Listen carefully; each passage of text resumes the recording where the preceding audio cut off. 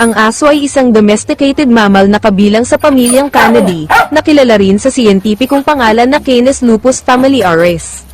Sila ay mga hayop na may 4 na paa, karaniwang may balahibo, at kilala sa kanilang katapatan sa mga tao. Mga pangunahing katangian ng aso. Pinagmulan, ang mga aso ay nagmula sa mga lobo, at ang kanilang domestikasyon ay nagsimula libu-libong taon na ang nakalilipas.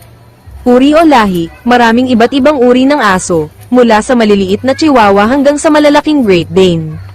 Bawat lahi ay may kanya-kanyang katangian at ugali. Ang ugali ng aso ay depende sa kanyang lahi at kung paano siya pinalaki. May mga aso na masunurin, mapagmahal, at palakaibigan, habang ang iba ay maaaring mas mahiyain o agresibo.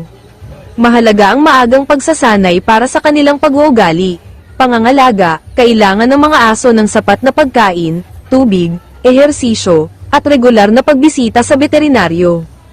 Kailangan din nila ng ligtas at komportableng tirahan. Papel ng aso sa lipunan. Malaki ang papel ng mga aso sa buhay ng mga tao.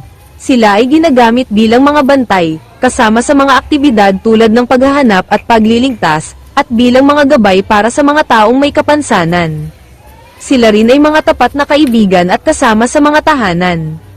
Pag-uuri ng aso. Ang taxonomic classification ng aso ay ang mga sumusunod: Kingdom, Animalia. Phylum, Chordata. Class, Mammalia. Order, Carnivora. Family, Canidae. Genus, Canis. Scientific name, Canis lupus familiaris. Mga positibo at negatibong konotasyon ng aso. Positibo, katapatan, pagmamahal, at pagiging kaibigan. Negatibo, mababang uri, marumi, o agresibo. Mahalagang tandaan na ang mga katangian at konotasyon ng aso ay maaaring mag-iba depende sa konteksto at kultura.